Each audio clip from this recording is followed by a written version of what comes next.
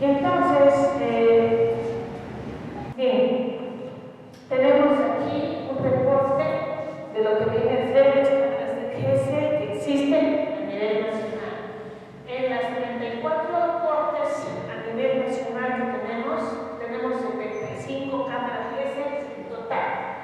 El valor de cada cámara GESEL es de 97.886 soles aproximadamente. Y esto porque incluye equipos de audio, equipo de grabación de audio, equipo de filmación, de imágenes, el sonido acústico. Entonces tenemos 97.886 promedio, que es lo que se invierte para una cámara GESEL. El tiempo de duración en una entrevista única en cámara GESEL es normalmente 2 horas, pero por alguna situación un poco compleja o de detalles quizá pudiera extenderse a 3 horas. Y en estas 2 o 3 horas vamos a nosotros trabajar una entrevista que permita la declaración de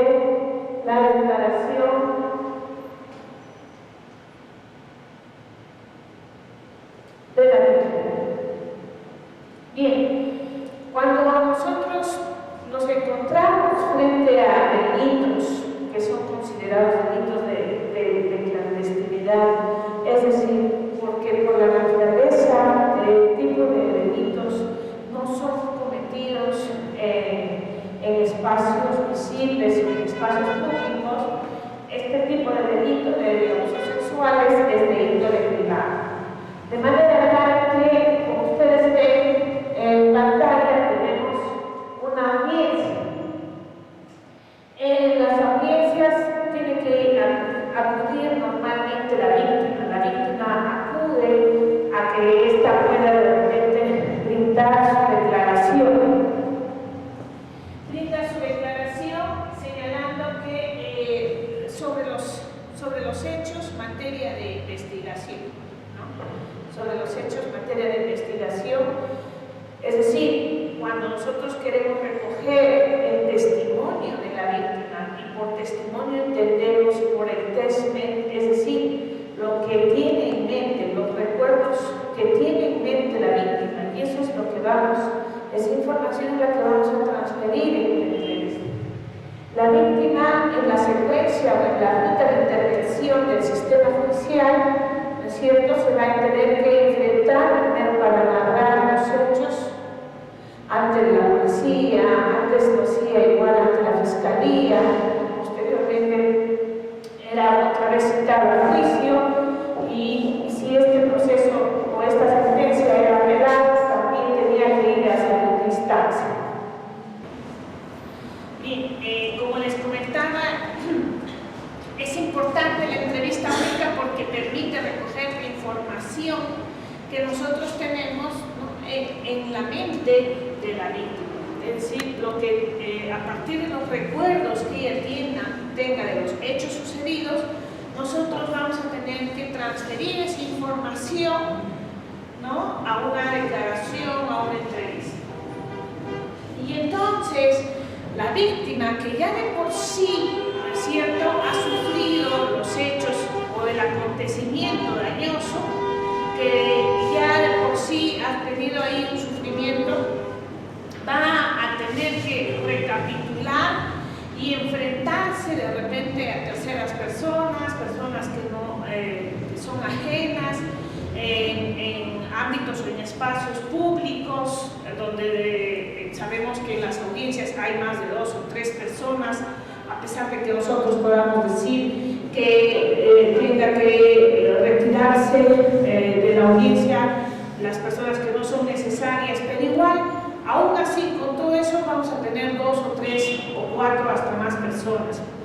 Y entonces la víctima, después de haber sufrido los hechos de agresión, nuevamente volverá, ¿no es cierto?, a ser víctima, y ahí hablamos de la victimización secundaria y la victimización terciaria, que es ya el reproche social. Entonces, a partir básicamente de los años 1990 se ha ido aplicando esta metodología para poder recabar la entrevista única, que es a través del mecanismo de Kahneman-Hesse implantado, ¿no es cierto?, por el psicólogo forense Hesse. ¿Cuál es la finalidad de las entrevistas únicas a través de Kahneman-Hesse?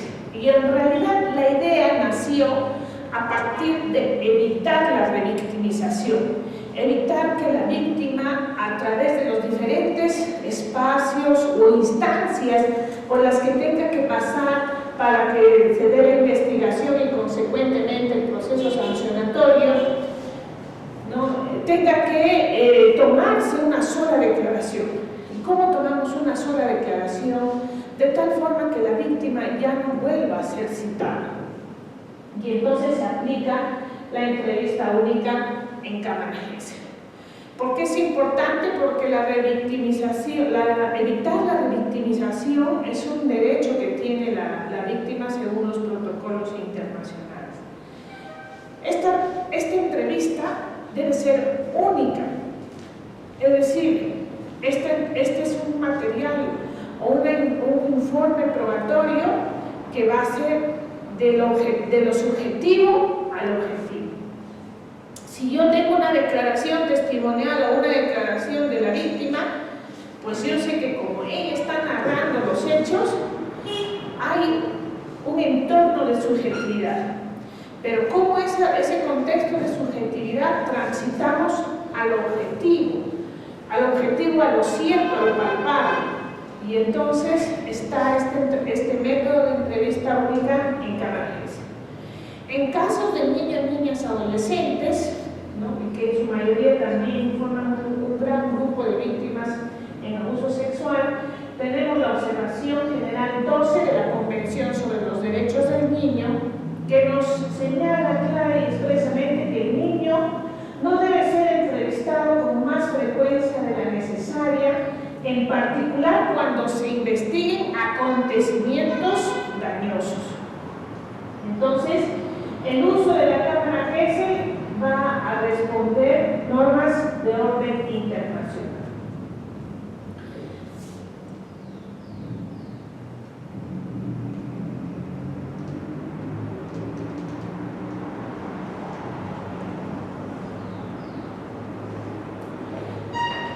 Bien,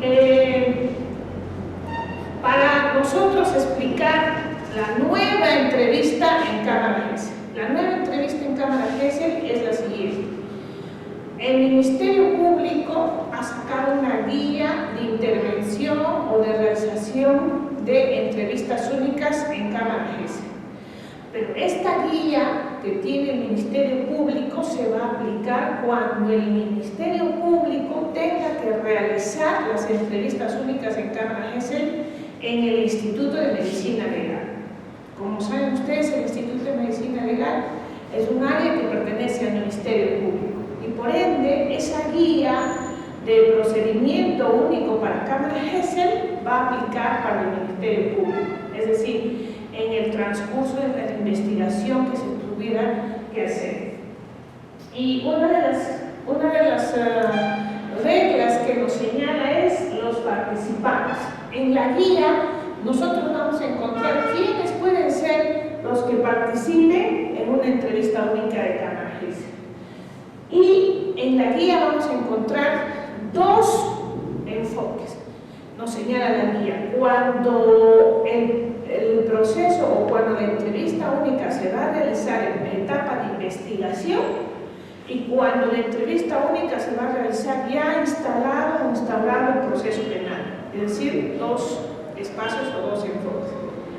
Y nos dice la guía que cuando se tenga que realizar en etapa de investigación, o sea, a nivel fiscal, tiene que participar el fiscal, el psicólogo, que es el que va a conducir la entrevista, pero el que dirige va a ser el fiscal penal. El abogado defensor tanto del imputado como puede ser de la parte agraviada, y con la presencia de los padres o responsables de la víctima. En este caso es muy importante señalar señalar que cuando la víctima es menor de edad, y normalmente las víctimas menores de edad se encuentran dentro de una relación asimétrica de poder, en la que existe cierto sometimiento al adulto. Entonces hay que tener mucho cuidado, porque es probable que si este adulto se encuentra inmerso dentro de los hechos de violencia, o normalmente las víctimas que son menores de edad sufren violencia sexual, y normalmente el entorno familiar es un entorno agresor, lo cual quiere decir que no solamente tengo un autor, sino tengo la otra persona que puede hacer el papel de encubridor o coautor. Y es importante señalar, porque es posible que nosotros, cuando encontremos un conflicto de intereses entre la víctima y el responsable o la persona que está a cargo de su cuidado, debemos exigir que el juez o el fiscal de familia señale o designe un curador especial para que pueda representar a la víctima en intervención de cámara GESE, y evitar, ¿no es cierto?, estar requiriendo, por ejemplo, a la madre 1, 2 o 3 veces para que pueda ser la menor o el menor conducido a la entrevista única en cámara GESE. Alguien preguntaba en alguna clase anterior si una tercera persona, como el efectivo policial, podría acompañar a la entrevista única en cámara GESE a la víctima. Como ya señalábamos, esto sí se puede hacer, pero en tanto el juez haya dispuesto, ¿no?, o haya designado como curador especial específicamente para la ejecución de esa entrevista única a ese efectivo policial o a cualquier otra persona, que no necesariamente puede ser un familiar o puede ser tus propios padres. Ahora, es importante señalar que en la entrevista única nosotros vamos a obtener 2 medios. Uno, que es la grabación de la entrevista, que esta va a estar en audio y va a ser incorporada al proceso, y la otra es que vamos a levantar esa información también a través de un medio escrito, que es el acta. En el acta también se va a transcribir las respuestas, las preguntas y respuestas en las que han tenido que desarrollarse dentro de la entrevista única en cámara GESE.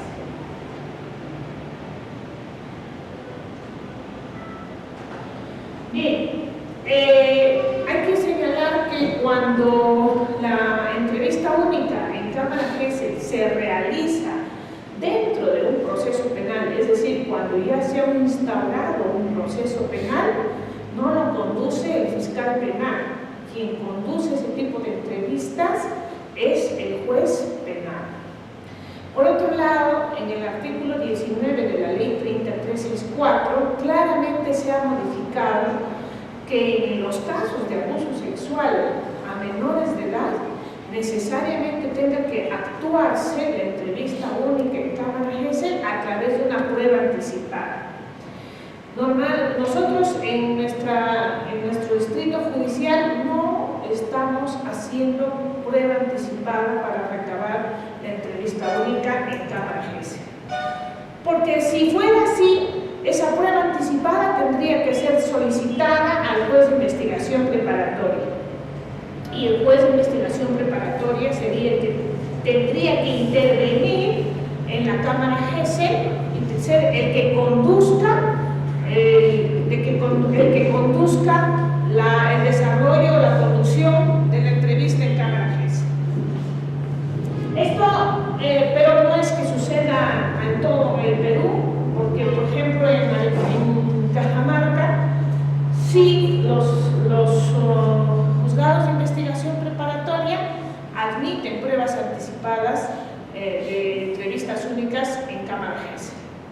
Eso también es como un cuello de botella, porque imagínense, si desde ya nosotros tenemos retardo o existe carga procesal en los juzgados de investigación preparatoria, si tuviéramos que agregarles o sumarles diligencia entrevista única en Cámara GESEL, pues estaríamos también atiborrando más, ¿no? Pero sí en otras regiones lo vienen haciendo. En nuestro distrito judicial no se hace, ¿no? Pero sí está en el artículo 19 del reglamento de la ley 30364 claramente de exigencia de que este tipo de entrevistas únicas tengan que hacerse a través de la prueba anticipada.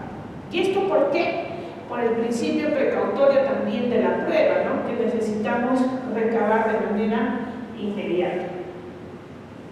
Otro punto importante también es que los fiscales de familia están presentes en la Cámara GESEL, pero no para conducir la investigación ni para hacer preguntas indagatorias respecto a los hechos, sino que su participación va a estar a partir de que ellos tienen como función ser garantes del respeto de los derechos fundamentales de las víctimas menores de edad. 3 etapas para el desarrollo de Cámara GESEL. Tenemos 3 etapas, y lo hemos dividido en 3. Es decir, antes de realizar una etapa previa que yo tengo antes de realizar la entrevista única en Cámara GESEL, la segunda etapa es el momento mismo en el que se realiza la Cámara GESEL, y la tercera etapa es después de que yo ya he realizado la entrevista única en Cámara GESEL. 3 etapas. Es importante analizar estas 3 etapas porque nos permite también ver, ¿no es cierto?, algunas directrices o algún tipo de protocolo que nos permita también, ¿no?, a ser diligentes en estas 3 etapas. En la etapa previa antes de Cámara GESEL. En esta etapa existe también un principio precautorio que es la preservación de la prueba.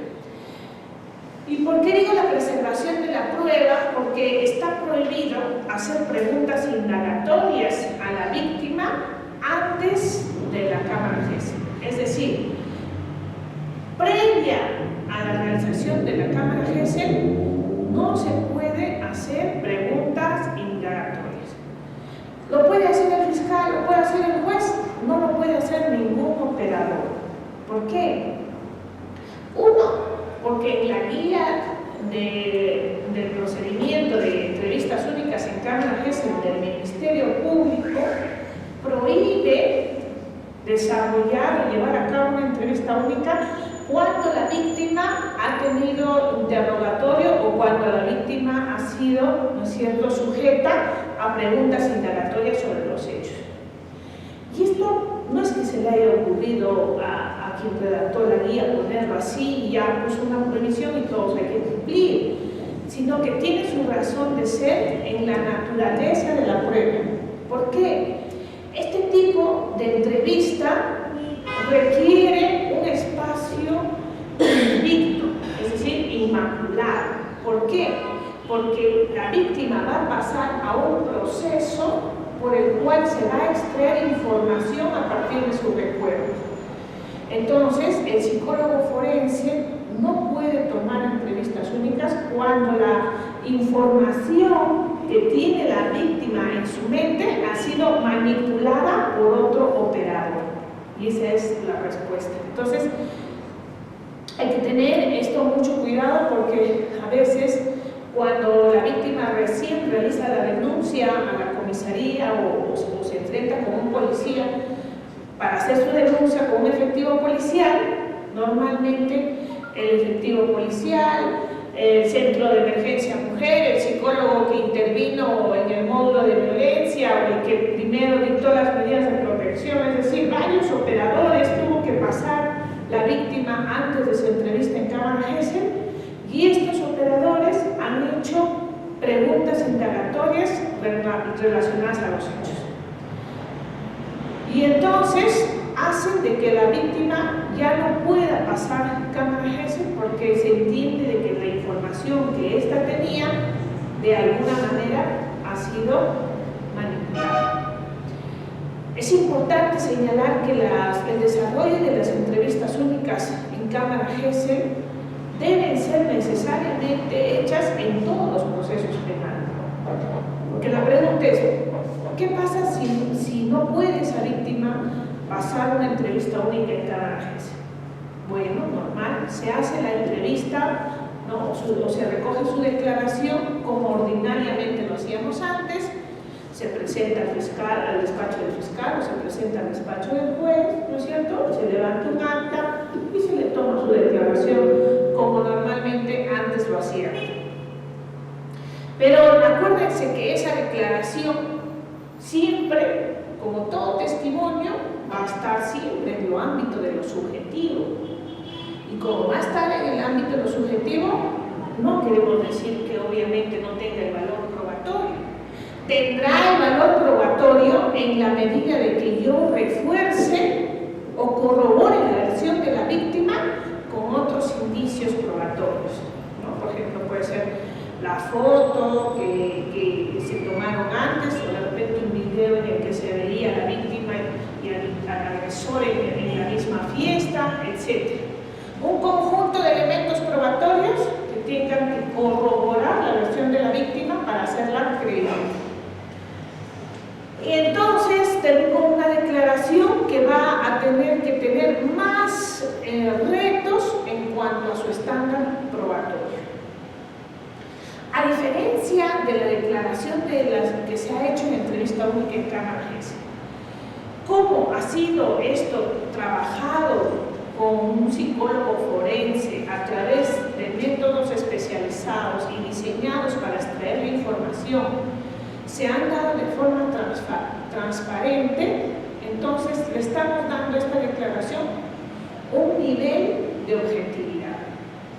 Y en ese sentido, nosotros hemos visto y hemos advertido de que en la actividad jurisdiccional, en la actividad probatoria, la declaración que se hace en cámara Gesell tendrá, ¿no es cierto?, tendrá un efecto probatorio mayor al de una entrevista simple. Y esto es así porque en muchos de los casos de las entrevistas únicas que se han llevado en cámara Gesell es porque en el artículo también 19 del reglamento de la ley 30364 claramente ha señalado que esta entrevista única a través de este método es lo suficientemente capaz para destruir aquello que ustedes conocen como la presunción de inocencia. Es decir, la sola declaración de la víctima puede destruir la presunción de inocencia. Situación que no va a ocurrir con una declaración simple, que la sola declaración no va a poder destruir la presunción de inocencia, sino que tendrá que ir corroborada o acompañada con otros elementos probatorios, ¿no es cierto?, que conlleven justamente a verificar la información de la víctima. Entonces, la importancia de esta entrevista única, ¿no?, que incluso tiene acuerdos plenarios que ustedes van a encontrar, más de 2 acuerdos o 3 acuerdos plenarios, en los que favorecen las entrevistas únicas en cámara Gesell. Las entrevistas únicas en cámara Gesell incluso hay un acuerdo plenario que señala expresamente que frente a la entrevista única que se hizo a través de cámara Gesell y la posterior retractación que haya tenido la víctima en juicio oral, prevalecerá, dice, la declaración que hizo la víctima, ¿no es cierto?, a través de cámara Gesell. Y efectivamente, ¿no?, se han visto muchos casos en los que la víctima declara o señala, narra, identifica a su agresor y posteriormente, como esta víctima menor de edad se encuentra dentro de una relación asimétrica de poder, de responsabilidad, de sometimiento con el adulto, ya cuando se ha instaurado el proceso penal ante el colegiado, normalmente se pide una ampliación de entrevista, una ampliación de declaración, como lo piden los abogados. Y hemos tenido casos en los que, bueno, en la mayoría de casos las ampliaciones se dan básicamente para que la víctima se retracte. Más bien pocas son las veces en las que la víctima aportará un hecho más o aclarará mejor los hechos materia de investigación. Y frente a esa situación y con el acuerdo plenario que hace que prevalezca la declaración hecha en entrevista única, tenemos un caso en el que justamente aquí en nuestro distrito judicial se ha dictado cadena perpetua para el agresor, que en este caso es el padrastro, y 4 años de pena efectiva para la madre en su condición o en su calidad de coautora. No de encubridora, sino de coautora. Es el primer caso en el que se ha trabajado, ¿no es cierto?, la condición de coautora de la madre. Se ha interpuesto el recurso de apelación correspondiente, se ha confirmado la cadena perpetua para el agresor y como el Ministerio Público interpuso recurso de apelación ante la condena que se hizo a la madre, pues la sala fijó 8 años de pena efectiva. Fijó 8 años de pena efectiva para la madre, a pesar de que teníamos una retractación de la víctima en el proceso penal. Entonces, se dan cuenta de la importancia que tiene la entrevista única en Cámara. Ahora, hay otro punto aquí que yo quisiera comentarles, ¿no? Yo no entiendo que tengamos que tener todavía un acuerdo plenario en el que nos diga, ¿sabes qué? Frente a 2 declaraciones, una hecha en entrevista única en Cámara Gesell en etapa preliminar y otra que difiere totalmente de la anterior hecha con posterioridad en juicio penal o en proceso penal, prevalece la primera. Señores, eso no es necesario. ¿Por qué? Porque alguien nos dirá, oye, pero no entiendo nada. No dijeron que la entrevista es única, que entonces, ¿para qué sacar acuerdos penales si se supone que no se debe admitir la ampliación de la declaración de la víctima? O sea, el mismo juez se pone, como se dice, el cuchillo en el cuello, porque admite la declaración, la ampliación de una declaración ya en etapa penal. Y aquí sí tenemos una situación incierta. Tenemos un acuerdo plenario por el cual nos dice, sí, puede pedir la ampliación cuando la víctima lo solicite, mediante un escrito, cuando tenga que aclararse un hecho o cuando tenga que aportarse un hecho. A diferencia de lo que dice el artículo 19 del reglamento de la ley 30364, nos dice, no existe la ampliación por el solo hecho de que la víctima lo solicite. La ampliación de las declaraciones solo se hará cuando tenga que aclararse un hecho o cuando tenga que aportarse un hecho adicional.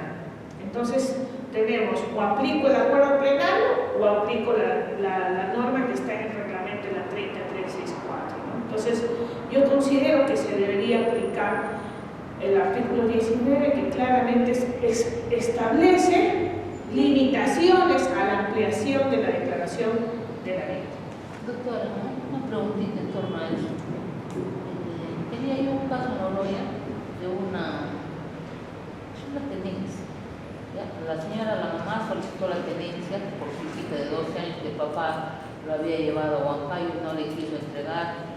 Y entonces, como la niña hasta los 9 años se viví con ella, y por esas vacaciones el papá se lo llevó y ya no lo vio, y inició la tenencia.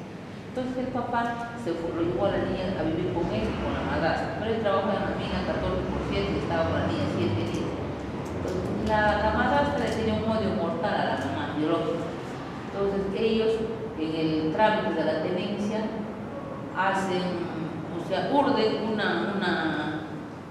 una búsqueda de pruebas para descalificar a la mamá, que ella no puede tener a la niña, está descalificada por cuanto la niña ha sido violada por su sobrino. O sea, inventan un hecho, porque efectivamente el sobrino existe en Lima, y es el primo de la niña, tiene 20 años, entonces ellos siempre van en las vacaciones la señora la madrastra le pregunta a la niña, dice, güey, pues, en torno a eso han urdido unos hechos diciendo que la niña ha sido violada por ese muchacho, ¿ya? Y entonces la mamá sabía de ese hecho, por lo tanto está descalificada para tenerla a la niña. ¿Cómo es posible que haya permitido este hecho?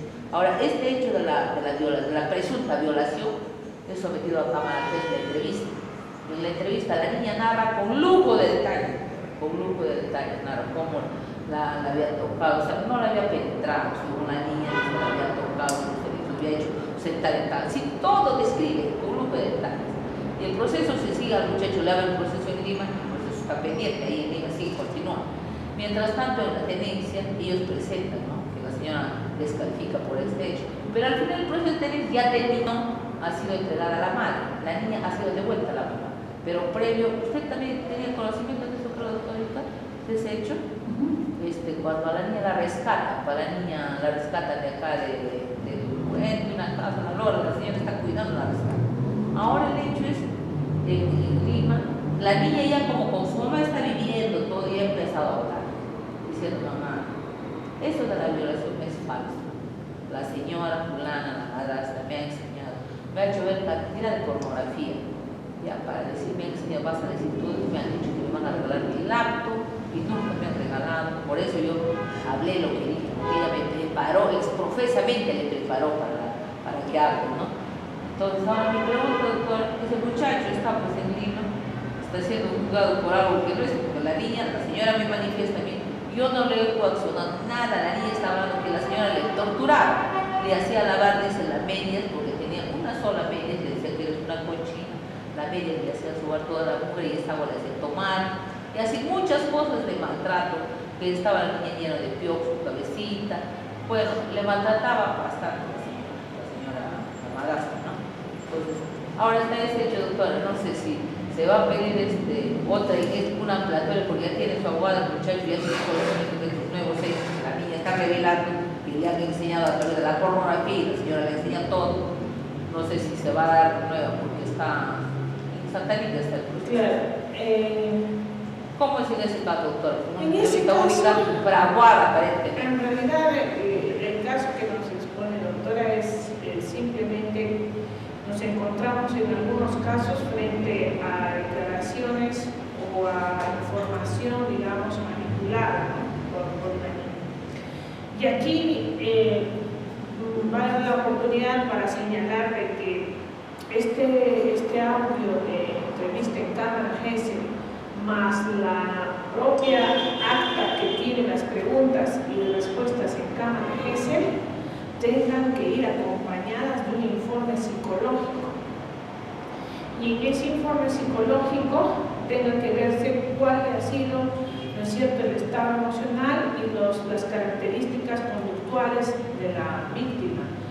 Y es posible hacer un informe psicológico respecto al indicador, por ejemplo, de tendencia a la mentira que puede tener la víctima, ¿no?, o que pueda ser sujeta a manipulación, ¿no? Ellos le ponen de fácil manipulación, que la víctima es de fácil manipulación. Yo considero que por esos informes psicológicos podría desvalorizarse de alguna manera lo que la menor ha declarado en la entrevista única en cámara GESEL. Y si bien ella puede pedir una ampliación, podría hacer para solamente aclarar a los hechos narrados, porque en su momento lo que se hizo fue extraer la información de eso. Entonces, ¿por qué yo le digo? Porque cuando supongamos que soy abogada del agresor, ¿no?, del presunto agresor, si yo voy directamente con una retractación de la víctima y no trabajo los elementos periféricos que están en torno a la entrevista, entonces mi defensa o mi versión va a ser poco creíble, ¿no? Pero si yo voy de manera indirecta a atacar esa versión, pero no de manera directa como una retractación, sino de manera indirecta, atacando los elementos periféricos que están en torno a la declaración, entonces yo considero de que sí vamos a conseguir el objetivo de desvalorar quizás la declaración que hizo la víctima, ¿cómo? Presentando, ¿no es cierto?, el informe pericial psicológico en el que la víctima pueda ser evaluada para poder ver sus indicadores de patrones conductuales, afectaciones emocionales también que pudiera tener, su relación intrafamiliar. O sea, hay un montón de indicadores, ¿no? También hay la tendencia a la mentira, y también que se puede identificar indicadores de manipulación. Y para eso los psicólogos tienen su procedimiento de entrevista, ¿no? Yo no descarto la posibilidad de que haya una declaración manipulada, y eso es cierto, ¿no? Y por eso justamente yo digo, ¿no?, que debería hacerse a través del cuestionamiento de los elementos periféricos que están en el cuerpo. Incluso los informes psicológicos que acompañan a la entrevista única en cámara Gesell también son refutados o sometidos también a contradictorios, que tendríamos, como se dice, mucho por hacer para poder desvirtuar y quitarle quizás el valor objetivo que tiene, ¿no? Y justo aquí, en la siguiente, vamos a ver los estándares probadores del testimonio. Doctora, en ese sentido no se estaría cumpliendo lo que usted refiere de que la declaración de cámara Gesell no necesita de la corroboración de otros medios probatorios en el caso que narra, ¿no?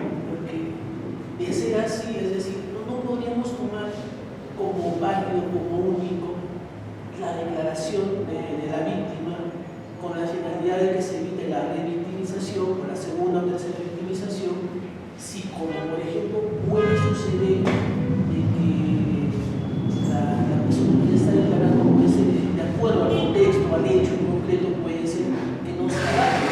Entonces no podríamos tomar como cierta, ¿no? Si eso no se ha dado en la etapa preliminar o liberación de otros operadores jurídicos, ya, porque se puede manipular información o porque se puede manipular el testimonio, pero ¿en qué sentido se puede manipular el testimonio? Puesto que la víctima va a narrar los hechos que ella ha conocido. Pero si es que está en la cámara Gesell, entiendo, la cámara Gesell entiendo como un ambiente especial, una infraestructura adecuada, como un profesional idóneo que va a valorar, en tal sentido, va a saber algo de los hechos, va a sacar algo. Entonces, no entiendo, o sea, ¿cuál prima? O sea, no es que el Ministerio Público se haya puesto a pensar en ello, es decir, no sería de primera mano, como por ejemplo sucede en un proceso civil. Dice, yo cómo adquiero la veracidad de un hecho a través de los testimonios de forma directa. En cuanto más recientes, mejor. En cuanto de forma directa, es mejor. Pero en este caso nos dicen, no lo hagas acá porque existe prohibición, hazlo acá porque es totalmente válido y no necesita de otros medios probatorios. Pero finalmente no estaríamos llegando a un formulismo legalista excesivo. Es decir, no estaríamos cumpliendo la finalidad que es averiguar los hechos de una presunta comisión de un delito. Entonces, me parece que debería evaluarse, como la que acaba de narrar la doctora, porque suceden casos y casos particulares, ¿no? Porque si nosotros vamos a decir, bueno, lo que acá es inválido y acá es válido, pero resulta que lo válido resulta finalmente no siendo el mismo, ¿no? Ahí, para poder aclarar la pregunta, hay que partir primero por la naturaleza de los medios probatorios. Los medios probatorios, la verdad, ingresar a medios probatorios es ingresar a un mundo más amplio, ¿no? Incluso hay maestrías específicas en medios probatorios. Y en medios probatorios nosotros podemos tener esa diferenciación típica de diferenciar los documentales, medios de actuación como declaraciones, inspección y pericia, que son los cuatro típicos, ¿no? Documentos, pericia, inspección y declaración. Pero en el universo de medios probatorios también tenemos otra diferenciación, que es a partir de la objetividad y de la subjetividad de los medios probatorios. Por ejemplo, yo les digo, la prueba de ADN, ¿qué tipo de prueba es? ¿Objetiva o subjetiva? Objetiva. Y eso nos dijeron, por ejemplo, oye, esa prueba el resultado es objetivo. Es decir, que su resultado ya no va a estar sometido a una discusión. Esa es la prueba objetiva. Aquel resultado o la información que se extraiga de ese medio probatorio, los niveles de su cuestionamiento, ¿no es cierto?, van a estar más limitados. La pregunta es, ¿toda prueba de ADN es así? Tengo la prueba de ADN en la mesa y digo, sí, efectivamente no es del padre y decidimos. Y yo les comento que a mí me pasó. Encontré una prueba de ADN y me decía, ¿sabe qué, señor? No soy el padre de la criatura. Acá está la prueba de ADN. Entonces yo inmediatamente suspendí los alimentos.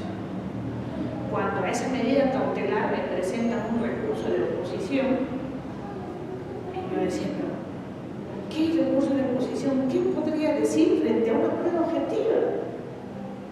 Y reviso el recurso de oposición y me decía, yo no cuestiono el resultado. Señor, si usted se da cuenta, tiene ese informe pericial de ADN, tiene muestras del hijo y muestras del padre. Yo como madre no he estado presente en la toma de muestras de ADN. Por ende, yo cuestiono que la identidad de mi menor hija haya sido correctamente, ¿no es cierto?, la que se tuvo ahí al momento de la toma de muestras.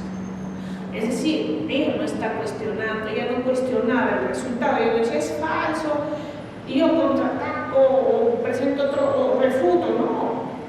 Ella decía, señor, ¿quién me asegura de que las muestras de ADN se le tomaron a mi hija? Entonces reviso bien y efectivamente era un informe pericial de ADN privado. Incluso tengo un caso en el que es el Poder Judicial mismo, que también es de índole dentro de la esfera del Poder Judicial, donde uno dice, oye, pero está el juez y está el fiscal, no había garantías ahí de que sea la identidad del menor. Se convocó a toma de muestras, no apareció la madre, solamente apareció el padre con la niña. Y la madre presenta un documento diciendo que estuvo de viaje en Lima con su menor hija. Y se pregunta, no sé a qué menor habrá llevado. Entonces, por eso es importante, para salir de ese caso, porque claro, el ingenio para la defensa es amplio y sea bienvenido también, que nos hace reflexionar. Pero ¿cómo salí yo de ese caso? El judicial tenía la huellita en el acta.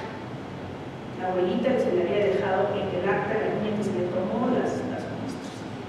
Entonces pedimos un peritaje grafotécnico para ver si esa huellita le correspondía a la niña y verificar la identidad. Pero entonces estamos frente a que cuando tengamos que nosotros hablar de contradictorio o del derecho de defensa, que es la actividad probatoria, porque en la actividad probatoria hay derecho de defensa. Entonces, toda prueba partimos de que va a ser cuestionada, toda prueba, ni se salvan las de ADN. Entonces, pueden cuestionar la identidad, la forma de procedimiento, etcétera, tantas cosas. Yéndonos esto a Cámara Gesell, nosotros tenemos de que, por un lado, entrevistas ordinarias, simples, no prohibidas, y entrevistas únicas, ¿no es cierto?, que la ley ya en la 30.364 nos dice que cuando son casos de violación sexual a menores de edad, nos dice sí o sí que la entrevista tiene que ser, nos dice, tiene, no puede, en lo posible, traten de ser, no, dice puede, o sea, ya nos manda una metodología. ¿Para qué? Para reducir esos estándares de subjetividad que podría presentar la otra entrevista que no tuvo esta metodología. Pero lo cual no quiere decir que todas las entrevistas únicas en Cámara Gesell, ¿no es cierto?, sea al 100% de información verdadera, porque no sé si ustedes habrán leído a Miquel Tarufo cuando habla sobre la verdad del proceso. Tenemos 3 verdades en el proceso. 3, él parte por 3 primero. Dice, la verdad que plantea el demandante o que plantea la víctima, la verdad que cuente el agresor o el demandado, que va a diferir totalmente de la otra parte, y la tercera verdad es lo que realmente sucedió. Y ahí Miguel, en ese libro yo les recomiendo, dice, no vamos a llegar, el juez ni el fiscal va a llegar al 100% de esa verdad. Es una aproximación. Claro. Entonces no va a llegar nunca a esa verdad. ¿Por qué? Porque no ha accedido de manera quizás correcta a los medios probatorios, y entonces ahí sale otro dirimente de verdad. Es decir, tenemos la verdad procesal, lo que el juez cree que es, que también esa tercera verdad va a diferir de la veracidad de los hechos como ocurrieron. Entonces, nosotros nos ponemos a reflexionar en ello y decimos, en caso de entrevistas únicas en Cámara Gesell, ya existe una normativa que obliga a que estas entrevistas se den en casos de violación sexual a través de Cámara Gesell. Pero tenemos una limitación justamente por la metodología que tiene este tipo de levantamiento de información o construcción de prueba o materialización del medio probatorio, mejor dicho, para hablar más correctamente. Nosotros tenemos justamente esa metodología para utilizar. Tenemos ahorita para casos de violación sexual, estoy yendo por partes para no adelantarme a lo que viene, para casos de violación sexual específicamente tenemos que aplicar la guía de procedimiento del Ministerio. Y en esa guía nos señala que no se puede realizar la entrevista única cuando la víctima ha sufrido indagatorias. ¿Por qué? Porque nosotros, bajo la psicología del testimonio, y aquí entra Jordi Ferrer y toda su teoría nos dice que la información, esa declaración, ese statement, esa información que está en la mente de la víctima puede ser manipulada. Y sí puede ser manipulada. Sí puede ser manipulada. ¿Cómo se manipula? Puede ser de manera directa o de manera indirecta. De manera directa es cuando también nosotros sugerimos preguntas. No sé si a ustedes les ha pasado o pueden incluso probar. Cuando nosotros conversamos con las personas, nos sugieren respuestas. Hay preguntas que ya te sugieren la respuesta. Y justamente esta semana toca ese tema sobre el cuestionamiento que hace un abogado a la entrevista única en Cámara Gesell y dice el psicólogo forense en Cámara Gesell no ha aplicado correctamente la entrevista única en Cámara Gesell. ¿Por qué? Porque planteó preguntas sugeridas al menor. ¿Cómo serían preguntas sugeridas? Por ejemplo, si yo le digo al menor, ¿tu papá te tocó tus partes? Oye, el abogado dirá, eso no puede preguntar. Tenemos que preguntar bordeando el hecho, ¿no? ¿Por qué estás aquí? ¿Te pasó algo? ¿No? Y entonces el menor dirá, sí, me pasó, tengo esto. ¿Y qué te pasó? Tú no le puedes decir, ¿es cierto que fulano te tocó? No, ahí está la respuesta. Entonces, ¿y qué te hizo? ¿Te tocó? Y entonces el menor dirá, sí, me tocó o no me tocó. Y yo les cuento que en este caso, por ejemplo, una víctima que vino así, totalmente entrenada, y la verdad que yo me asusté porque era una niña de 9 años y parecía esas niñas de esas películas medias psicóticas donde la niña luego persigue a sus papás con un cuchillo, porque la niña tenía un coeficiente intelectual muy alto y sobre todo una facilidad para manipular a las personas. Y así estaba en su informe psicológico. Y entonces la niña viene y me dice, mi papá me toca. mi papá está pendiente porque como ya me voy a comprar el formador, siempre me acompaña en la tienda y me mira, me observa. Yo le digo, pero yo no le veo cuál es el inconveniente. Entonces, como yo no quise hacer preguntas indagatorias, mandé a llamar al psicólogo forense. Y la niña dice, sí, mi papá me toca. Y la psicóloga le dice, ¿qué partes te toca? Y la niña, como tenía un discurso aprendido, dice, mis partes íntimas. Y la psicóloga le dice, a ver, tócate tus partes íntimas. ¿Cuáles son? A ver, te dice, ¿no? Para saber si la víctima relaciona o no. Y la niña se toca los pechos. Y entonces la psicóloga le dice, pero tú no tienes nada en tus pechitos, no, le dice, no, todavía no tienes nada, ¿cómo te va a tocar los pechos? Entonces la niña reacciona, se ve atrapada, ¿no? Y le dice, o te toca otra cosa. Y de verdad que la niña no podía llevar su mano hacia abajo, no podía. No podía, a diferencia de un niño que sí fue tocado, ¿no es cierto?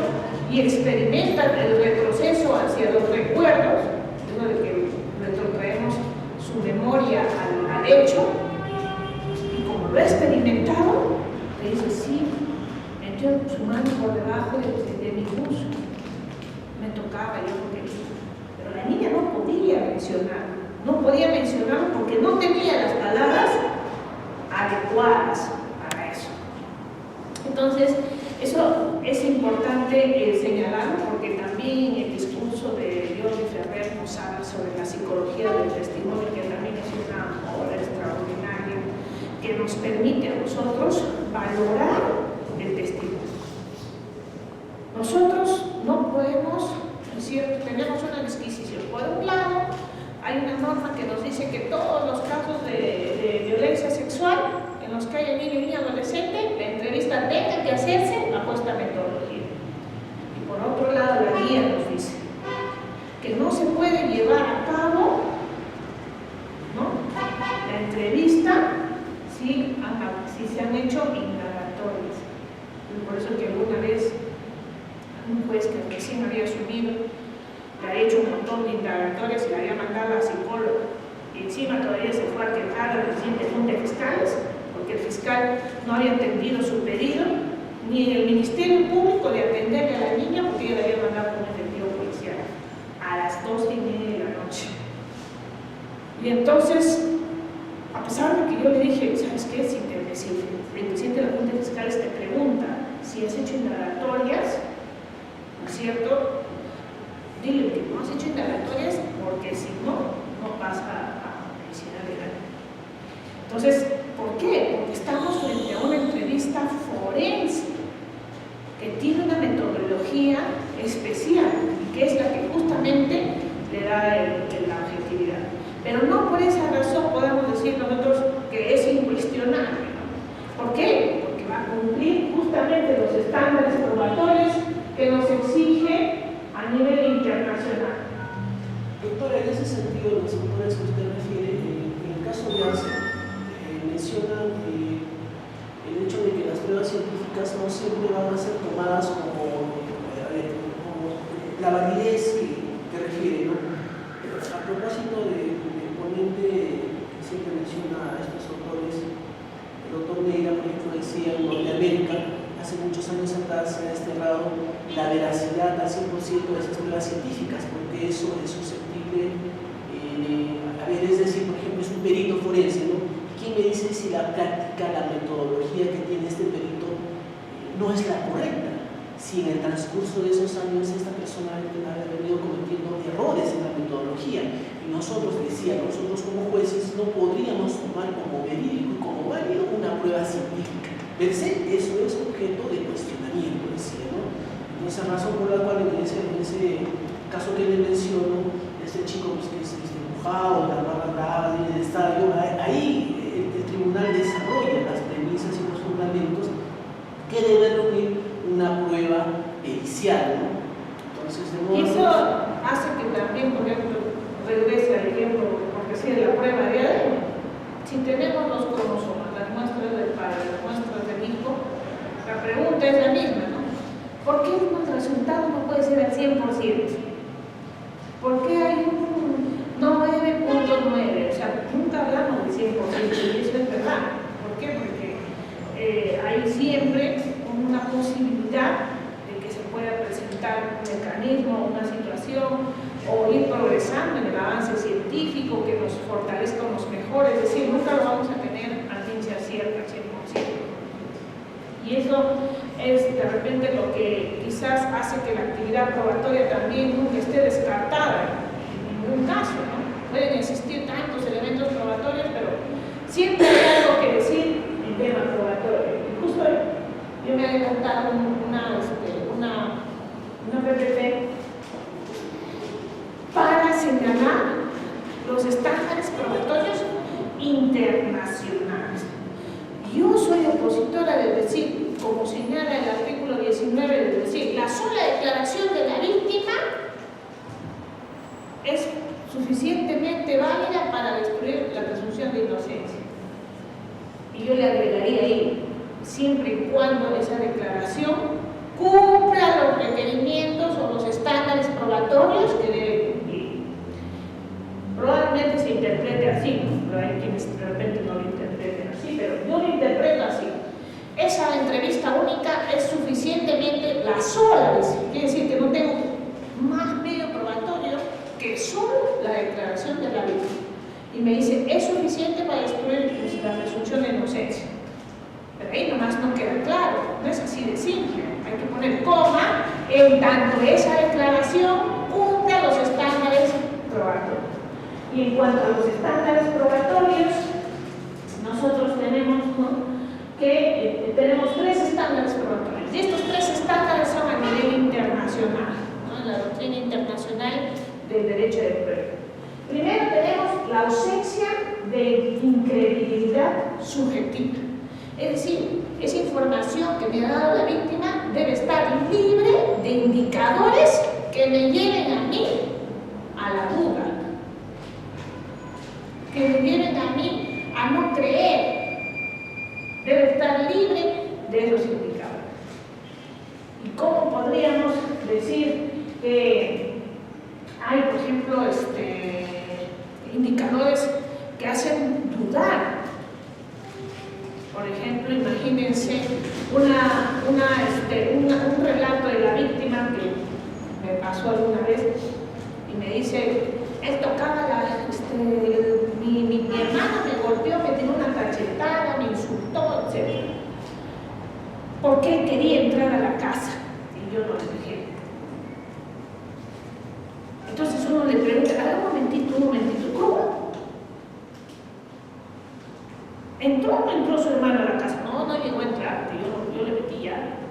Y la pregunta es, señora, ¿y si es así, cómo es que la golpearon? ¿Cómo es que le tira la cachetada? Porque atravesó la puerta, ¿no? Entonces, fíjense que en la narrativa de la declaración de la víctima a veces encontramos incoherencias, ¿no?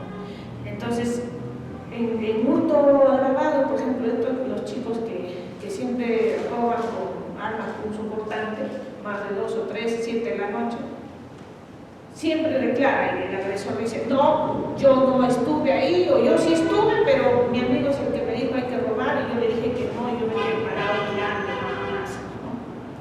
¿Y por qué la policía me encontró? No lo sé. Pero tú estabas con la mochila. Sí, yo estaba con una mochila. Y la parte agravada dice, el señor sacó el cuchillo de su mochila. Entonces, si él me hubiera dicho, no tuve la mochila, su declaración fuera creíble, ¿no?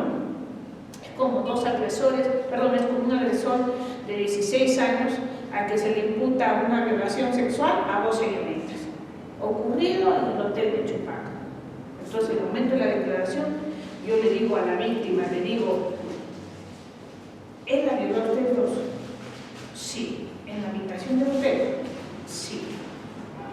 Y entonces le digo, ¿cómo es que ha ocurrido? Le digo, porque ustedes eran 2. Sí, primero la violó a mi amiga, después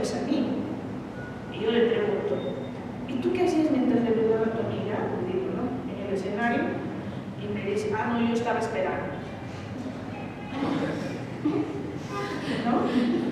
Entonces, a veces hay preguntas que hacen, porque a veces las preguntas hacen que estos indicadores de duda, si se quiere, floten. Porque a veces un fiscal me pregunta, pero ¿para qué pregunta de la mochila? No tiene sentido. Señor, no estoy haciendo preguntas directas al hecho. Las preguntas directas siempre tienen una respuesta también directa. Y te dirán no. Pero si yo voy con preguntas indirectas al objetivo que yo quiero, entonces es diferente. La ausencia de incredibilidad subjetiva, es decir, debo tener una declaración que esté libre, como se dice, de cualquier indicador que me diga que eso no es verdad. Y yo, por ejemplo, sí le creo al muchacho cuando me dice, en realidad las dos chicas no entraron en un hotel, sino que tuvieron relaciones sexuales las dos con el chico, pero como llegaron tarde a casa, más fácil es decir que las abusó sexualmente. Porque en la narrativa de ambos casos, la versión del muchacho tenía más credibilidad que la otra, ¿no? Porque es raro que uno espere su turno para ser abusado sexualmente. O sea, a veces el orden, las máximas de experiencias en que uno diga. Y lo peor de todo es que en la inspección que se hizo en la habitación, era una ventana que ni siquiera tenía seguro, solo tenía un vidrio y la ventana era inmensa, porque ese hospedaje solamente tiene 3 habitaciones, y esa habitación da un patio donde la señora estaba. ¿No? Entonces, claro que no objetamos esa situación que pone, ¿no? La resistencia de la víctima, ¿no? Eso, claro, obviamente el derecho penal dice, no, tú no debes incurrir en ese error de decir que porque la víctima no se resistió a una relación, no. Pero de todas maneras, yo digo, ¿no? Si hubo un abuso sexual en contra de mi voluntad, entonces las situaciones mínimas de diligencia también habría que ver. Ese es el primer estándar probatorio. El segundo estándar probatorio es justamente los elementos y componentes que hacen verosímil, ¿no es cierto?, el testimonio. Por ejemplo, te narra coherentemente los hechos. Eso yo siempre le digo a los efectivos policiales cuando se les capacita. ¿Cómo viene la víctima a denunciar? Ay, mi marido me pegó, me tiró, hasta el moral. Y en el parte policial, ellos dicen que la señora refiere que su marido la golpeó. ¿Cómo es la estructura del testimonio? La víctima no tiene el desorden, pero tú tienes el operador, tienes que darle una estructura, porque toda narración tiene inicio, nudo y final. Y entonces le preguntas, señora, ¿qué pasó? ¿Usted fue? Entonces ya te cuenta la víctima y dice, yo fui a la casa del padre de mis hijos. Estamos ahí, inicio. Toqué la puerta, me abrió y le dije que me deposite la pensión de alimentos porque me debe más de 3 meses, que es un sinvergüenza. Nudo.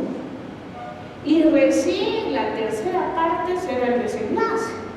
Él se ofuscó, él se amargó, él me insultó y me metió la cachetada. Les digo, tan fácil como eso es la declaración, esa estructura, le digo, para nosotros poder corroborar que la coherencia, ¿no es cierto?, en la narración o en el relato de los hechos. Logicidad, coherencia, que hacen verosímil, que hacen muy verosímil el testimonio. Como una señora viene y me dijo, ay, mi nuera me ha golpeado. ¿Cuándo me golpeó? La señora vino con un parche a la audiencia, se quitó el ojo, así, claro. Me ha golpeado el ojo, me tiró un puñete. ¿Cuándo, señora? El 23 de noviembre. Muy bien, consigne fecha el 23 de noviembre. Y la otra parte dice, tengo un video, por lo que quiero que lo visualice. Recibimos el video, ingresamos. Y el video correspondía al 25 de noviembre. Había una fiesta, me parece, por Navidad, no sé. Y la señora no tenía el parche. Entonces le digo, señora, este es 25 de noviembre, se supone que ya está de rato que usted está bailando ahí. Tendría que haber estado ya con el parche bailando, ¿no es cierto? Si no se supone que la agresión ha ocurrido el 26, y como era violencia, múltesele, no anular medidas de protección y múltesele de manera inmediata. Vamos su multa, tranquilo, ni siquiera perdón. Entonces, Era falso. ¿ah? Falso era lo que había dicho. De hecho que sí, pues, ¿no? Porque es que también los operadores no debemos automatizarnos. Recibe medio probatorio, prueba de ADN, igual resultado tal. No debemos automatizar. La actividad probatoria, la actividad jurisdiccional tiene muchos espacios en los que nos podemos desenvolver. Nada está descartado, nunca nada está descartado, menos en la entrevista única. Y tercer estándar es la persistencia en la incriminación.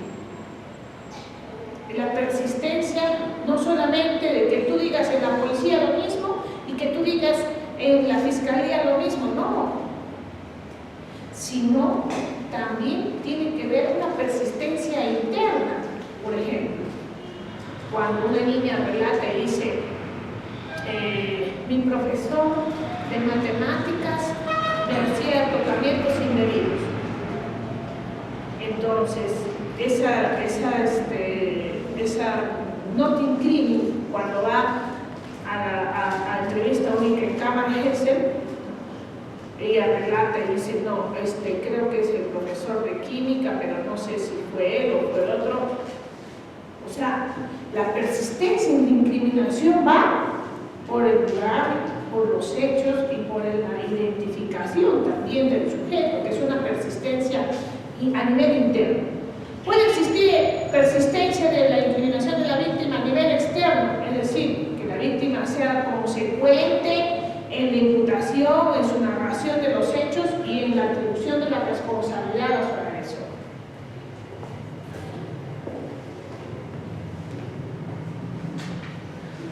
Antes de pasar, es importante, antes de pasar a un B, es importante hablar sobre la metodología y justo lo que nos preguntaban, ¿no?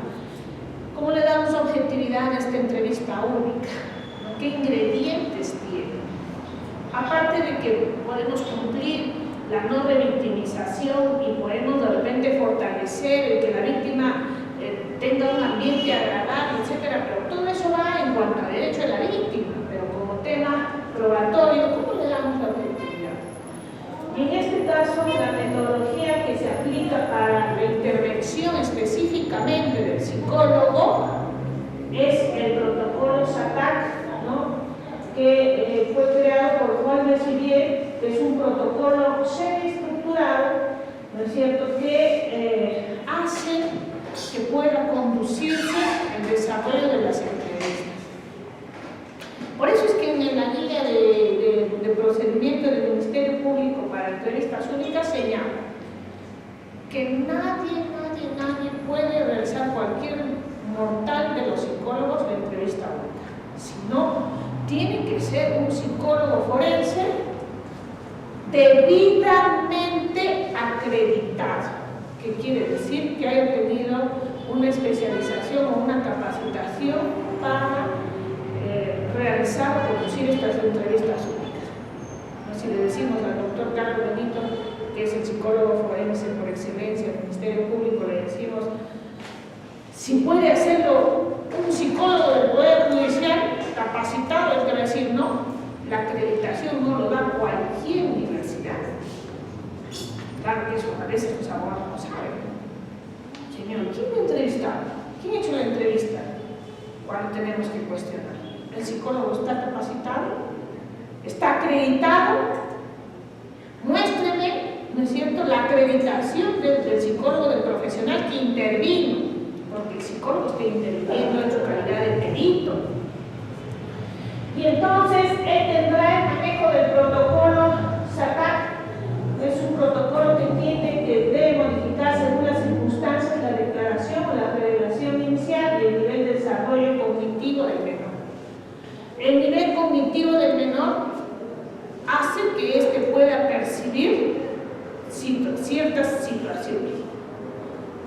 ciertas situaciones. Por ejemplo, cuando yo le digo, cuando el niño me dice, él me tocaba, ¿pero qué te tocaba? Porque tengo, ¿verdad? Una entrevista única en Cámara GC, que el abogado muy bien hizo sus alegatos, muy bien. Dijo, señor juez, en esta entrevista única, la niña relata me tocaba.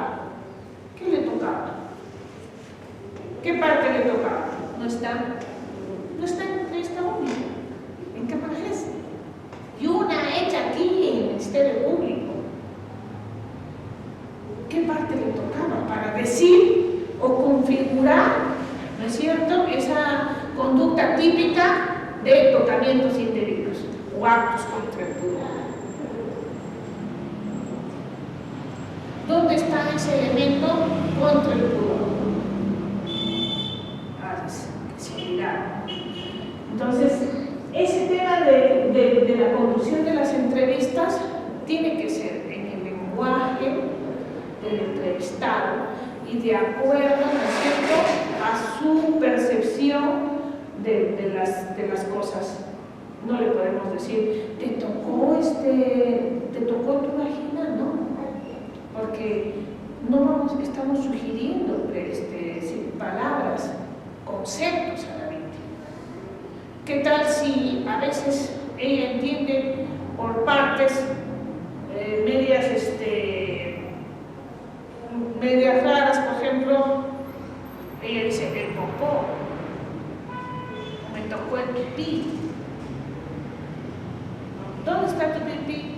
Ah, bueno, entonces ellos tienen que identificar, pero con sus propios términos. Entonces, la revelación inicial va por secuencias en el protocolo de SATAC, ¿no? No poder sugerir, la intervención del psicólogo tiene que ser en un lenguaje neutral, es decir, sin utilizar palabras que induzcan a cierto tipo de respuesta.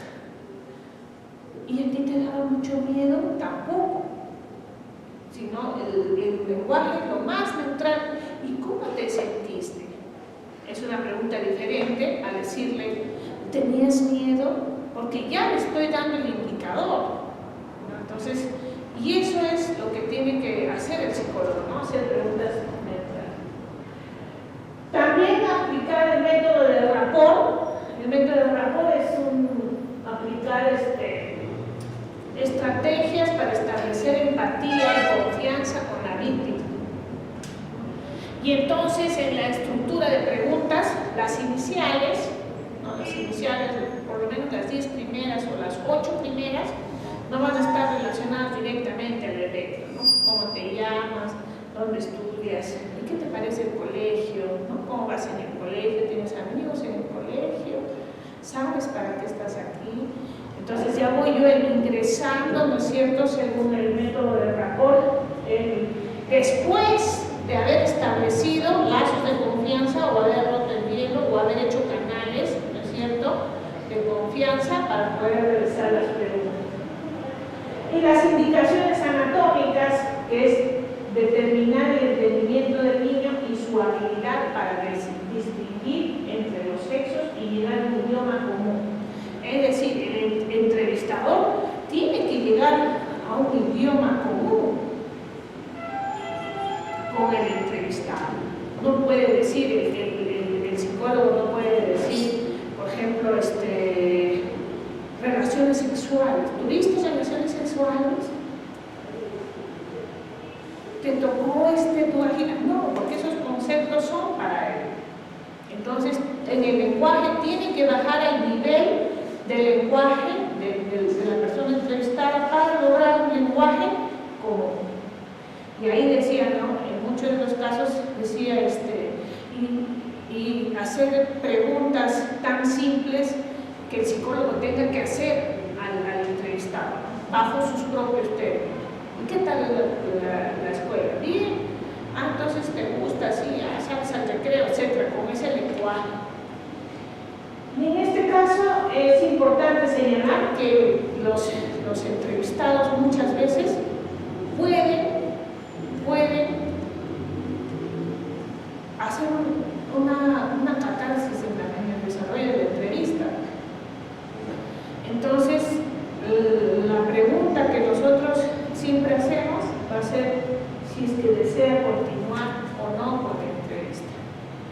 Porque si la víctima dice no deseo continuar con la entrevista, necesariamente se tendrá que suspender. Pero el solo hecho de que la víctima de repente se agite o manifieste indicadores de angustia o ansiedad o se ponga a llorar a propósito de los recuerdos vividos, hacemos pausa primero. Se hace pausa, el psicólogo tiene que hacer pausa primero. No de inmediato, ya lloró y suspensión, no. Se hace pausa, ¿no? Se hacen algunas otras preguntas que tengan de repente otro tipo de relación para restablecer nuevamente la conversación y a partir de eso preguntarle, ¿deseas continuar? ¿Deseas que continuemos? Y entonces si la víctima dice que sí, se continúa la entrevista en la conversación.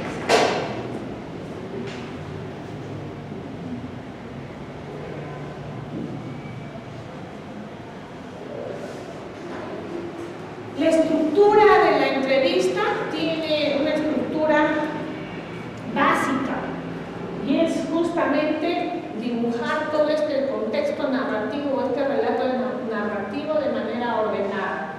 Y en la guía encontramos justamente que nos va a establecer algunas pautas. ¿Por qué? Porque la entrevista única dice trata, y en realidad trata de reconstruir los hechos a partir de lo que ha quedado en la memoria de la víctima. Y ahí justo los que trabajan en el tema de la psicología del testimonio dicen el 100% de información o el 100% de los hechos ocurridos estará en la memoria de la víctima. Probablemente no. Y por eso es que nosotros vamos a recurrir a los hechos a partir de lo que ha quedado en la memoria de la víctima. Entonces, en la entrevista el psicólogo deberá, ¿no es cierto?, tratar de extraer esa información que ha quedado en la memoria de la víctima. Fecha, hora y lugar donde ocurrieron los hechos. ¿Qué pasó? ¿Qué te pasó? ¿Dónde? Pero ¿dónde? No es aquí en mi casa, no, sino es más específica. ¿Dónde? ¿En qué parte? ¿En qué parte de tu casa? En mi habitación. ¿No? ¿Y tú qué hacías en la habitación? ¿Qué día era? ¿No? Era un fin de semana. ¿Cómo sucedieron los hechos? ¿No? Cuéntame. Entonces ya la víctima tiene que ir soltando, contando, diciendo, ¿no? Bueno, sí, ¿no? Yo estaba en mi habitación, ¿no? Y él entró y se metió a mi cama, me empezó a tocar, etc. Entonces, la descripción del lugar, fecha y periodo. La descripción del lugar es en qué parte te encontrabas. Sí, él dice, me encontraba en mi habitación. ¿Pero en qué parte de tu habitación? Él dirá, encima de la cama. Entonces tú estabas encima de la cama. ¿Y qué hacías encima de la cama? Pues yo estaba viendo televisión. Entonces describimos los hechos. Fecha y periodo. Y eso que tú me cuentas, ¿cuándo sucedió? No me recuerdo, dice la víctima. Porque no es que la víctima tenga un calendario y anote, entonces no me recuerdo. Pero más o menos, ¿qué fechas eran? Más o menos en qué periodo. Entonces eran en vacaciones, porque siempre que venía mi tío de vacaciones, se alojaba en la casa de y es así. ¿Y cuánto te dan a ti vacaciones? Bueno, yo tengo vacaciones entre febrero y marzo. O él tiene vacaciones entre febrero y marzo. Entonces ya vamos dibujando el periodo. La identificación supuesta del agresor. La víctima tiene que identificar, pero la víctima, nosotros no podemos esperar que la víctima identifique. ¿Cómo se llama el agresor? Jorge Pérez Rojas. No. De ese tipo de identificación no nos estamos refiriendo, sino que identifique, por ejemplo, por características personales, por posiciones del agresor. Por ejemplo, si él dice mi tío, ¿quién es tu tío? ¿Cómo se llama tu tío? Entonces dirá mi tío Jorge. ¿Y quién es tu tío Jorge? Es el hermano de mi mamá. ¿Ah, sí, ¿y cómo es tu tío? Porque a ver, descríbemelo, es alto, es gordo, ¿no? De tal manera que nosotros que podamos entender que la víctima está identificando al agresor. La relación o vínculo con el supuesto agresor y determinar la frecuencia e intensidad en que se han dado los hechos. ¿Con qué frecuencia ingresaba la habitación? ¿Con qué frecuencia hacía lo que tú me estás contando? ¿O te hacía lo que tú me refieres? Siempre en lenguaje neutral. ¿Desde cuándo suceden los hechos? ¿Te acuerdas más o menos cuándo fue la primera vez que pasó esto? Y dirá la víctima cuando tenía 9 años, cuando tenía 10 años, etc. La existencia de otras víctimas en otros aspectos relevantes. ¿Sabes si alguien más hizo lo mismo? ¿Tú sabes de alguien más? Y ahí incluso el fiscal, a través del micro que está en el otro lado de la habitación, preguntará, detállale si se lo contó alguna vez a su mamá. Entonces, y ahí el psicólogo escucha en el auricular y no le va a preguntar tal cual le está diciendo el fiscal que le pregunte, sino que tendrá que traducir a ese lenguaje común que ha establecido con el entrevistado y le dirá, ¿y se lo contaste a tu mamita? ¿Le dijiste algo a tu mamita? Entonces él dirá, sí, le conté. Y siempre que pasaba esto, mi mamá sabe, ¿no? Porque siempre que mi padrastro me bañaba, mi mamá siempre se iba metiendo. Entonces, para que el fiscal pueda ir identificando. Ahora, la participación de los fiscales de familia, y yo siempre les digo esto a ellos, no es para completar las preguntas que le faltó al fiscal penal. La presencia de los fiscales de familia está para garantizar los derechos del menor. Imagínense que en esa declaración el niño diga, sí, mi mamá siempre sabía, porque mi padrastro bajo cualquier pretexto siempre me bañaba, siempre me decía, sácate la ropa. Si llegaba tarde, sácate la ropa. Si no hacía mi tarea o lo hacía mal, siempre me decía, sácate la ropa, y él me bañaba, y él me jabonaba. Y la pregunta es, ¿y tu mamá sabía? ¿Le dijiste algo a tu mamá? No, mi mamá siempre sabía, es más, mi mamá siempre veía y siempre se iba a la tienda. ¿Y alguna vez hablaste de esto con tu mamá? Sí, lo hablé y me dijo, ¿sabes qué? Cállate, eres una mentirosa, me quieres hacer pelear, etc. Y me dijo que si seguía hablando eso me iba a pegar. Entonces, el fiscal de familia tiene que identificar que a partir del relato de la víctima se encuentra en riesgo. En riesgo, ¿por qué? Porque no está recibiendo el soporte del apoyo del otro padre o del otro cuidador. Entonces, como dicen, percibimos una especie de encubrimiento, que todavía no estamos diciendo que sea, pero hay indicadores de que probablemente hay un encubrimiento. Y es más, si veo que la madre ha tenido que ser requerida todavía para que lo conduzca a la entrevista única en cámara Gesell, y la menor refiere, como en algún caso refirió que la madre le hizo jurar ante la imagen de Jesucristo que no cuente nada,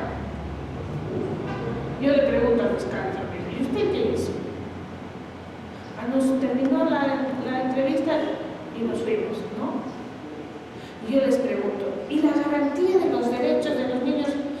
¿Y la garantía de su participación? ¿Y la garantía de su testimonio? ¿Hasta dónde llega?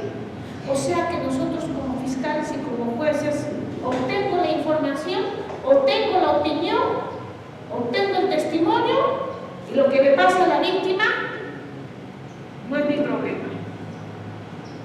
Es decir, la tercera etapa que comentábamos después de que pasa a cámara Gesell.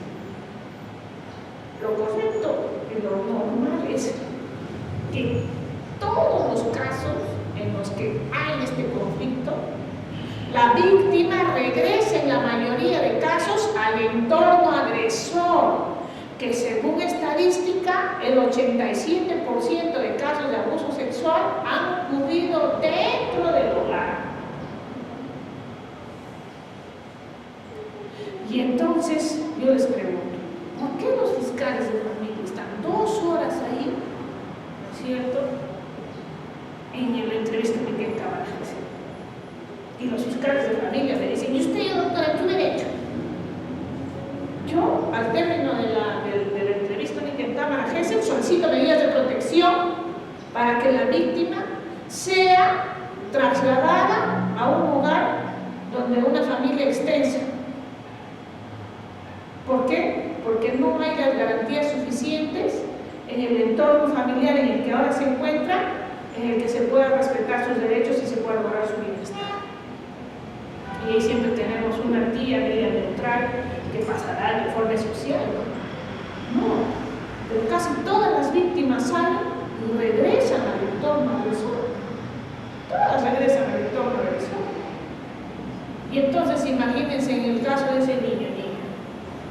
¿Qué nos dirá? Nos dirá, oye, ¿tomaste mi opinión? Y luego, ¿qué? Me arrepiento de haber contado, me han dicho un montón de niños. Me arrepiento, es lo peor que he hecho. Pensé que me iban a proteger, pero no. Tomaron mi declaración los fiscales y el resto se olvidaron con su proceso. Lo que le pasa a la víctima no me importa. Medidas de protección.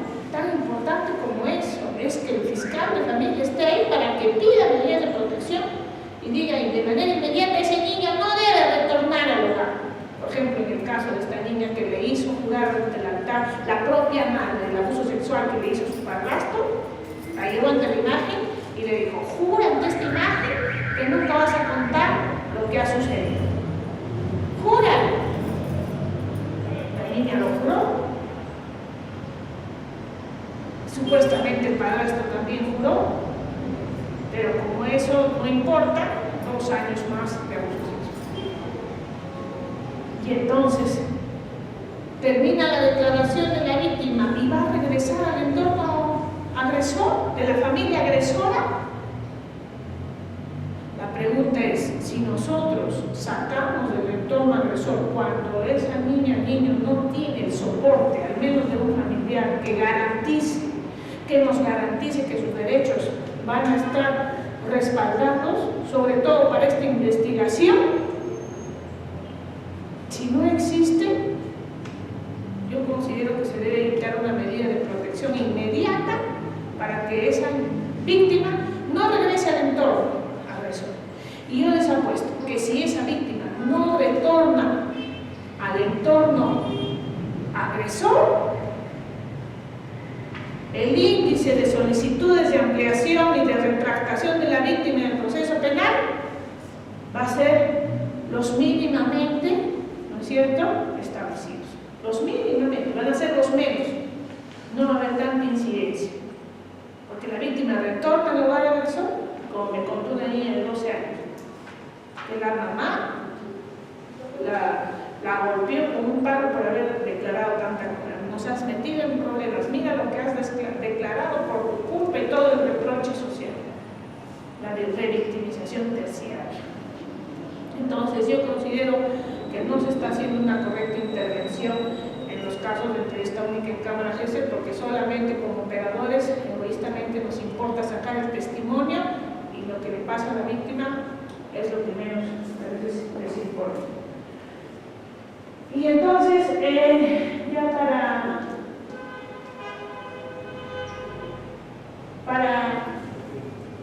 concluir, esta metodología que hemos trabajado de entrevista única en Cámara Gesell ha evolucionado, ha mejorado. La utilidad de esta es muy beneficiosa, ha sido muy beneficiosa. Ha fortalecido de repente que muchos de los casos de abuso sexual no caigan en la impunidad, ¿no? Para que los niveles de cuestionamiento de repente sean los menos quizás, ¿no? Sin dejar de mencionar de que sí están sometidos a cuestionamiento como cualquier medio probatorio, pero la utilidad del proceso penal ha hecho de que también lo recojamos nosotros en el área de familia para poder trabajarlo en otro tipo de procesos en los que tengamos que hacer entrevista única, ¿no es cierto?, al menor. Y cumplir cabalmente lo que dice la observación 12 de la Convención sobre los Derechos del Niño, que éste tenga que brindar su declaración en un ambiente agradable, en un ambiente amigable, ¿no?, privado y con un profesional. Entonces, la cámara GESEL que nosotros tenemos, por ejemplo, en el módulo de familia, lo utilizamos para los procesos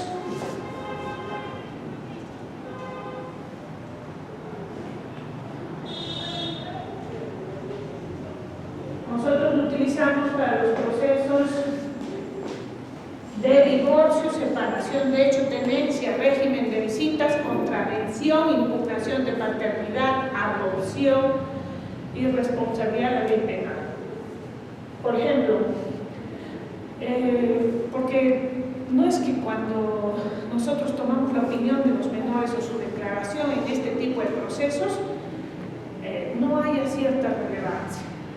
Muchas veces en la puerta del juzgado tenemos una cámara y se les ve a los abogados explicando a los niños. El niño entra a la audiencia y se le dice, mira, ¿sabes qué? Vas a brindar tu opinión respecto al problema que viene ocurriendo en el entorno familiar, una discusión que tienen tus padres, necesitamos saber cómo estás, etcétera, de información. No hemos ni completado la información y el niño dice,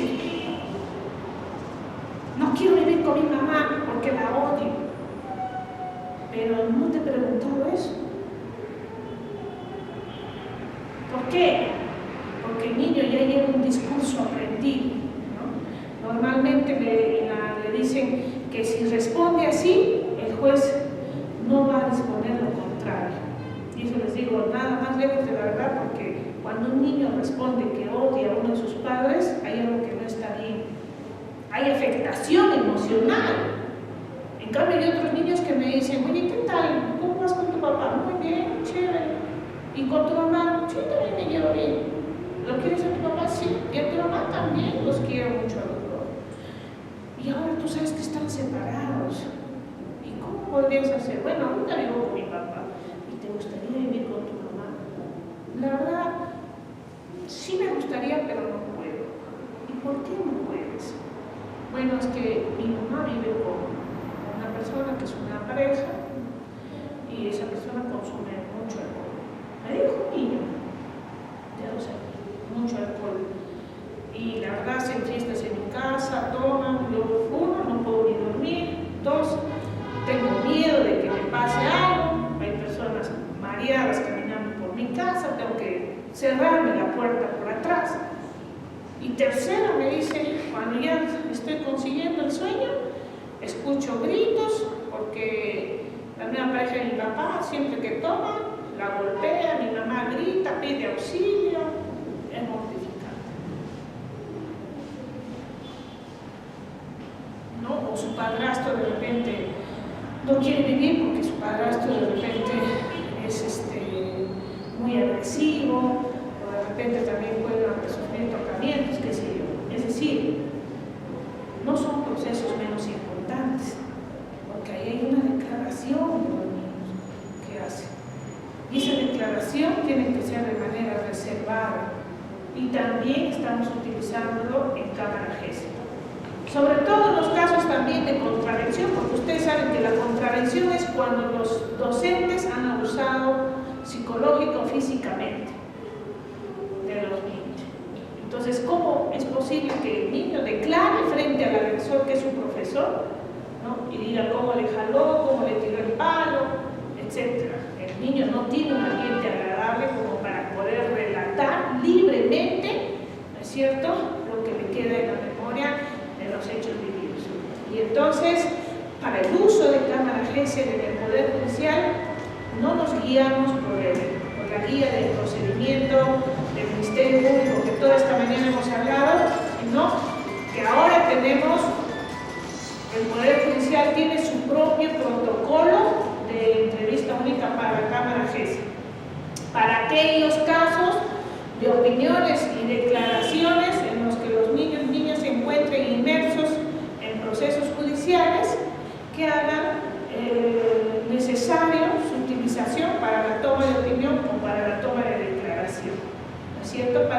ser con la misma finalidad de que no sean revictimizados, de que tengan un espacio amigable y que la garantía de su